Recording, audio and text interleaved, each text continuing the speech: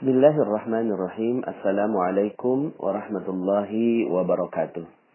Alhamdulillah, summa alhamdulillah, wassalatu wassalamu ala rasulillah, amma ba'd. Alhamdulillah Bapak Ibu, bagaimana kabarnya semua hari ini? Semoga selalu dalam lindungan, keberkahan, kemuliaan, dan kejayaan dari Allah Subhanahu wa Ta'ala. Hari ini saya ingin menyampaikan materi tentang cara cepat mendapatkan anak, ya. Begini Bapak Ibu, anak itu sebenarnya adalah hak Allah Subhanahu wa Ta'ala, ya. Dia yang memberikan, dia yang mengambil, dia yang menetapkan lelaki atau menetapkan perempuan. Yahabu liman yasha'u inasa wa yahabu liman yasha'u dzukur. Jadi sebenarnya Allah Subhanahu wa Ta'ala ingin membuat kita mendapatkan ketenangan dalam urusan anak ini. Karena kenapa anak ini atau keturunan ya menjadi bahasan di dalam magnet rezeki? Karena ternyata ada banyak sekali yang merisaukan kehidupannya hanya karena nggak punya anak, gitu ya. Jadi hanya karena lama mendapatkan anak. Kalau Bapak Ibu ikuti materi-materi saya sebelumnya, dan ini sudah materi yang ke-20 ya. Jadi saya berharap sekali Bapak Ibu mengikuti materi-materi saya sebelumnya, kaitannya dengan paradox of candy, kemudian cicak jerapah, jendela buram, ya, kemudian tips jeruk nipis. Semua hal yang berkaitan dengan harta, ya, berkaitan dengan rezeki, ya, berupa harta maupun berupa anak, ya, itu terkadang membuat kita malah menjauhkan diri kita dari Allah Subhanahu wa Ta'ala. Karena kita yang menetesi seluruh tubuh kita dengan jeruk nipis, nggak terima dengan ketidakmampuan kita, ketidaksempurnaan kita, padahal Allah Subhanahu wa Ta'ala tetapkan bayi jerapah, ya, lahir langsung ditendang, ditendang lagi, naik lagi, ditendang lagi. Ini adalah Allah Subhanahu wa Ta'ala ingin menetapkan bahwa kita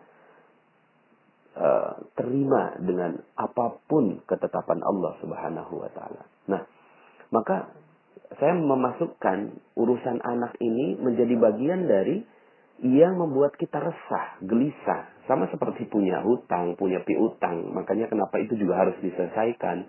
Agar apa? Agar harta kita terbaik, harta kita terbesar, harta kita teragung, yaitu ketenangan batin, itu tidak hilang dari diri kita. Ya, ada banyak sekali orang di luar sana yang nggak punya anak, lalu kemudian gelisah. Hey, anak itu kan urusannya Allah.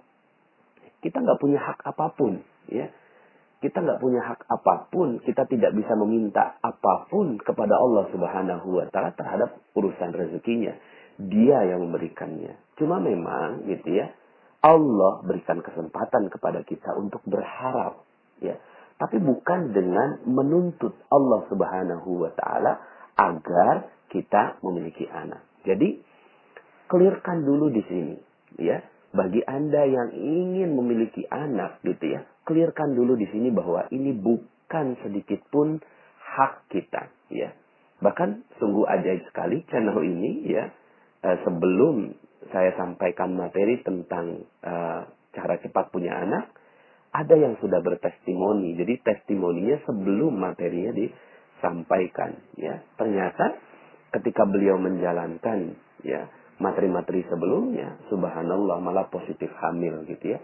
Kenapa? Karena kegelisahan, kegalauan, kekhawatiran gak punya anak dan lama punya anak ini adalah salah satu sebab kenapa akhirnya Allah juga tahan, ya. Allah tahan kita untuk tidak mendapatkan anak, ya. Jadi sifatnya mirip dengan rezeki-rezeki yang lain, ya. Yang penting sebenarnya bukan anaknya, ya. Yang penting adalah apakah Anda batinnya tenang, Anda bisa gitu ya menghancurkan perisai rezeki Anda, ya. Lalu kemudian melakukan prosesnya dengan proses-proses yang baik gitu ya. Jadi kalaupun memang ditakdirkan Anda punya anak, itu baik gitu. Itu sangat baik. Nanti akan ada materi tersendiri tentang mensyukuri kehadiran anak gitu ya. Tapi kalaupun Anda tidak diberikan anak, itu pun baik. Ya. Karena urusan orang yang beriman itu semuanya baik. Ya. Jadi tinggal bagaimana kita melakukan semua prosesnya itu dengan sebaik-baiknya. Nah, Allah ingin kita berkaca dengan beberapa kisah di dalam Al-Quran. Ya.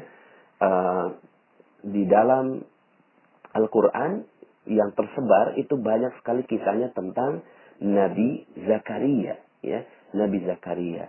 Dan uniknya, ya, kisah tentang Nabi Zakaria yang memiliki anak ini dihubungkan dengan rezeki, ya. Yuk kita sama-sama bahas. Dalam surat Ali Imran ayat 37, Allah Subhanahu wa taala berfirman, "Fataqabbalaha rabbuha biqabulin hasanin wa anbataha nabatan hasana." Wa kaffalaha Zakaria. Ya.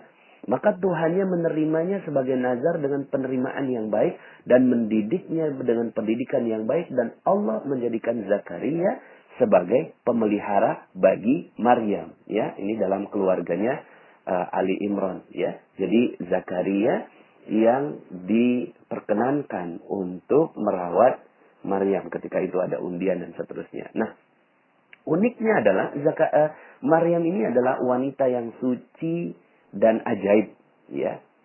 Suci dan ajaib, ya, makanya sangat-sangat mulia Siti Maryam ini di sisi Allah Subhanahu wa taala. Ya, salah satu kemuliaannya adalah kullama dakhala 'alaiha Zakaria al-mihrab wajada 'indaha rizqa. Ya, setiap Zakaria masuk untuk menemui Maryam di mihrab, ia dapati makanan di sisinya, ya. Nah, makanya saya sering menghubungkan antara mihrab dengan rezeki, antara ketenangan batin dengan rezeki, ya. Antara kedekatan dengan Allah dengan rezeki. Dan batas antara rezeki kita dengan diri kita adalah penghalangnya kita dengan dosa-dosa kita. Dosa-dosa kita itu apa? Yang nggak tenang itu. Sama dengan urusan memiliki anak. Kalau kita nggak tenang, itulah perisai kita. Gitu ya. Nah, kemudian kata Maryam, kata Zakaria, qala ya Maryamu, anna laki hadha? Qalat huwa min indillah. Ya. Ketika ditanya, ya Maryam, dari mana kamu memperoleh makanan ini? Kata Maryam, huwa min indillah. Ini semua datang dari sisi Allah Subhanahu wa taala.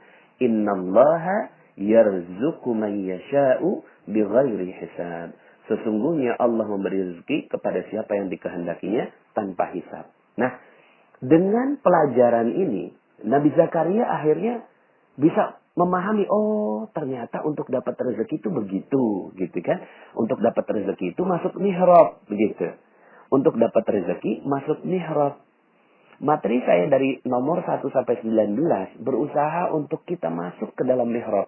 Mihrab itu apa? Tempat sujud. Sujud apa? Sujudnya di dalam hati kita.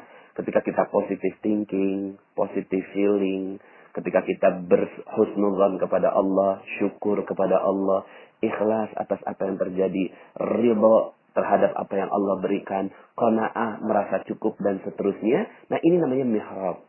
Ya. Kalau Bapak Ibu mengikuti semua materi-materi saya, maka rezeki terbaik adalah mihrab itu, ya. Mihrab itu apa? Ya, ketenangan batin. Ya. Maka hunalika da'a Zakaria rabbah.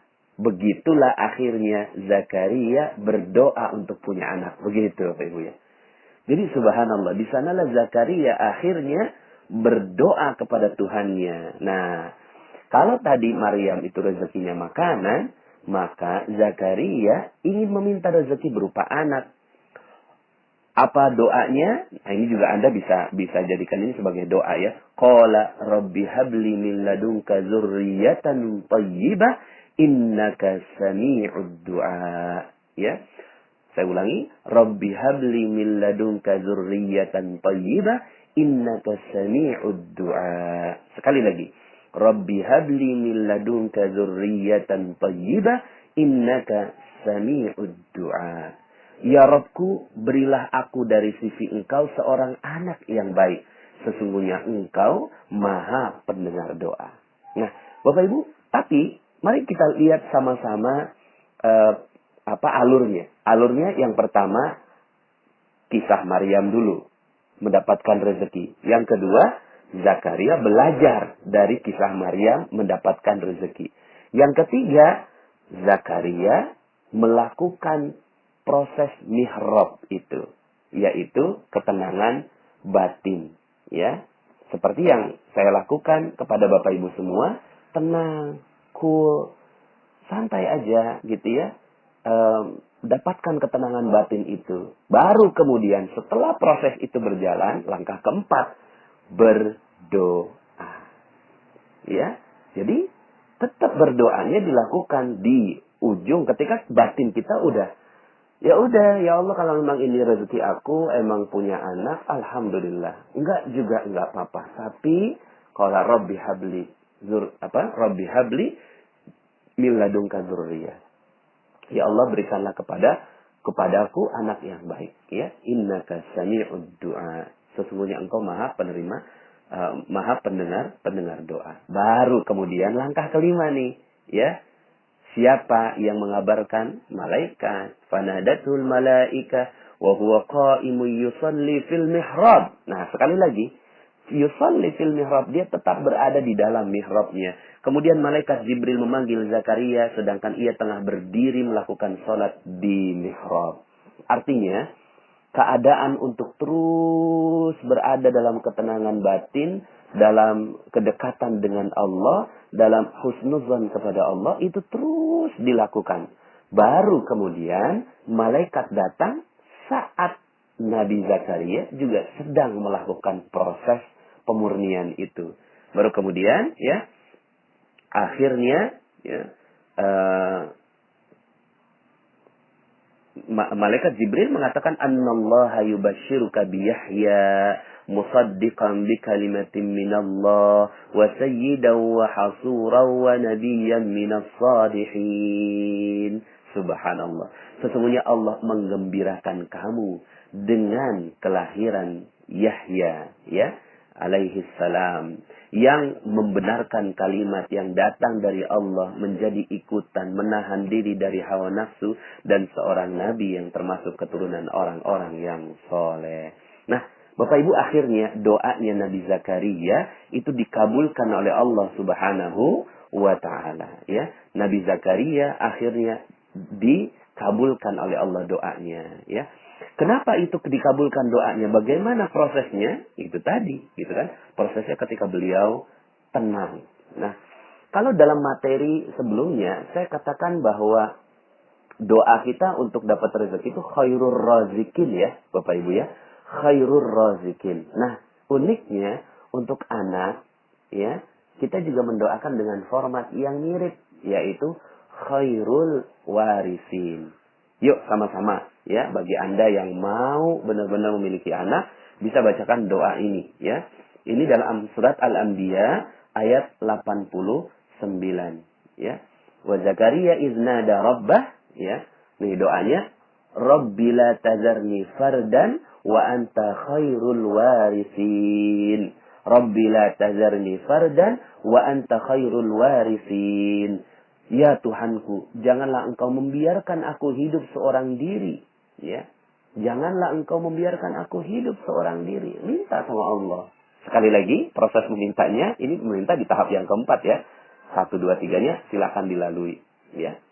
Dan mudah-mudahan proses ini Anda bisa lakukan, dan mudah-mudahan setelah ini Anda juga dimudahkan oleh Allah untuk memiliki seorang anak, ya. Rabbi la tazarni fardan wa anta khairul warisin.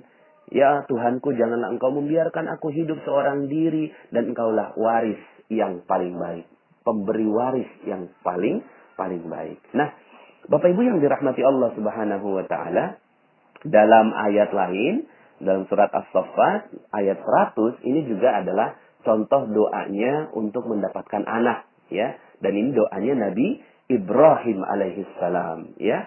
Apa doanya? Rabbi habli minas salihin. Rabbi habli minas salihin. Ya Tuhanku, anugerahkanlah kepadaku seorang anak yang termasuk orang-orang yang saleh. Ya, Rabbi habli minas salihin. Nah, Bapak Ibu, ya, jika proses ini betul-betul dijalankan dengan baik, ya, jika proses ini dijalankan dengan baik, Allah ridho. Allah senang sekali melihat, ya.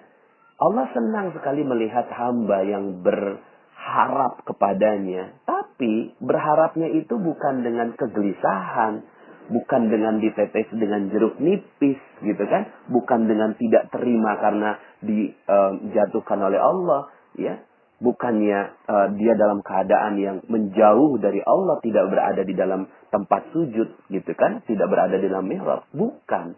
Tapi kalau Anda betul-betul ingin mendapatkan anak yang soleh, yang benar, karena anak ini bukan cuma sekedar hasil dari pertemuan biologis ya Bapak Ibu ya, tapi anak ini adalah karunia dari Allah Subhanahu wa taala. Karena ya ajaib gitu ya. Profesor mana yang bisa membuat penelitian di dalam sebuah ruang gelap? Nggak ada.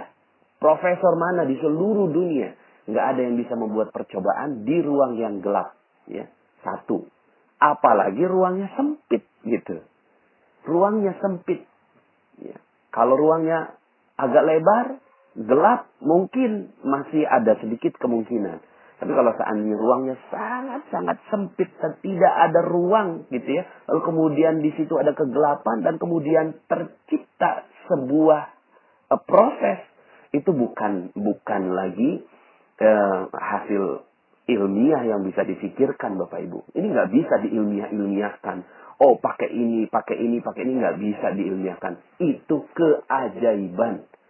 Anak itu adalah keajaiban dari Allah Subhanahu wa taala. Maka betul-betul ya, kita memintanya bukan kepada yang lain, tapi memintanya kepada Allah Subhanahu wa taala, ya.